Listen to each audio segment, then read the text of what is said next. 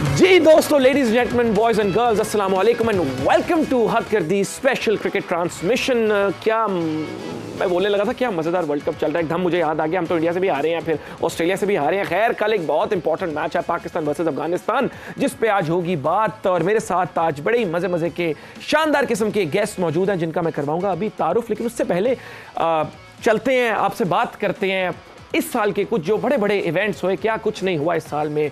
Russia Ukraine war हुई, India चांद पर पहुंच गया, गाजा में तकरीबन 4000 से ज़्यादा लोग अपनी जान से हाथ धो बैठे हैं, जिसमें औरतें और बच्चे भी हैं। जिस तरह के मैंने बोला, इस वर्ल्ड कप में पाकिस्तान पहले इंडिया से हारा, फिर पाकिस्तान ऑस्ट्रेलिया से हारा।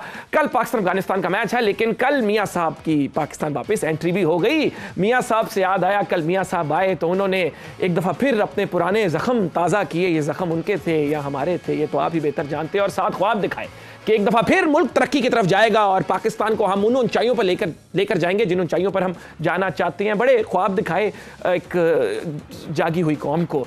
तो खैर, ख्वाब तो बहुत लोग देखते हैं, लेकिन हर किसी के ख्वाब पूरे नहीं होते। लेकिन इसका ये मतलब नहीं है कि आप ख्वाब मत देखो। हमारी कौम का ख्वाब पूरा नहीं हुआ, लेकिन ऐसी बहुत सी कौमें जिन्होंने अपने ख्वाब पूरे किए। जिस तरह अगर सिंगापुर की एग्जांपल ले लें, 1960 में कितना गरीब मुल्क था, मलेशिया के साथ मर्ज होना चाह रहे थे, लेकिन फिर उनको मिला एक लीडर, एक ऐसा लीडर जिसने उनकी तकदीर बदल दी। उस लीडर ने आके एजुकेशन पे काम किया, अपने मुल्क के बच्चों को पढ़ाया।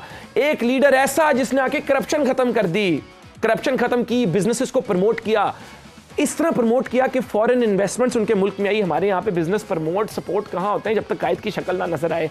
तो कायद आज़म उस वक्त भी हेल्प कर रहे थे, आज भी हेल्प कर रहे हैं। बात इससे आगे लेकर जाते हैं, चाइना को देख लें। हमारे से 2 साल के बाद रिपब्लिक ऑफ चाइना बना और तकरीबन 2 साल पहले चाइना ने अनाउंसमेंट की कि उन्होंने गुर्बत के खिलाफ अपनी जंग जीत ली है। किस तरह ह्यूमन रिसोर्स डेवलपमेंट करके, टेक्नोलॉजी से अपने लोगों को स्किलफुल बनाया। करप्शन, चाइना में आप करप्शन करके तो दिखाओ, आपके साथ फिर वो करते हैं जो आप सोच भी नहीं सकते। तो खैर, बात सिर्फ इतनी है जो बात मैंने कर दी कि ख्वाब तो बहुत लोग देखते हैं, लेकिन पूरे सबके नहीं होते। तो उम्मीद करते हैं कि हमारा ख्वाब पूरा हो और इंशाल्लाह हमें भी कोई ऐसा लीडर मिले जो आके, जिस तरह सिंगापुर में हुआ, मेरिट इंट्रोड्यूस हुआ कि जो सीट डिजर्व करता है उसको मिलेगी। पॉलिसीज इंट्रोड्यूस हुई जिनसे मुल्क बेहतर भी हो सकता है, लेकिन वो इंप्लीमेंट भी हुई। खैर, ये बात लंबी चलती रहेगी। वापस मैं तो बचपन से सुन रहा हूँ, मुल्क बड़े ही नाजुक मोड़ पे है, अभी कुछ भी हो सकता है। बिल्कुल हम लोग ये तरक्की की तरफ जाने लगे हैं। डॉलर 10 रुपए का हो जाएगा, पता नहीं कब होगा। खैर, let's come back to cricket.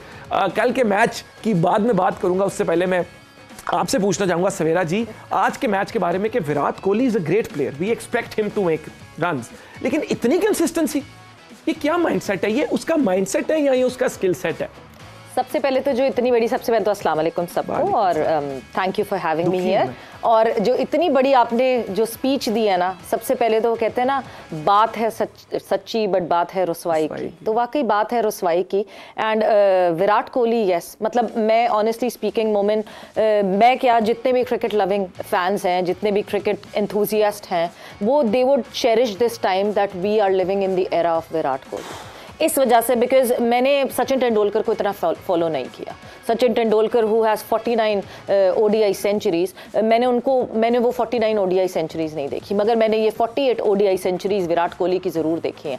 And the way he delivers, मतलब every time around when the team is down and out, he stands there tall and he says मैं हूँ, फिक्र नहीं करो।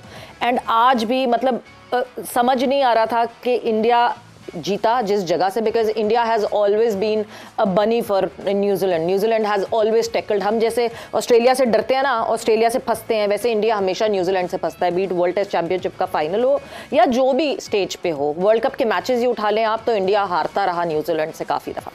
सो आज जो है एक और चीज़ कॉन्कर की इंडिया ने, बट इंडिया जीता और विराट कोहली की 100 नहीं बनी।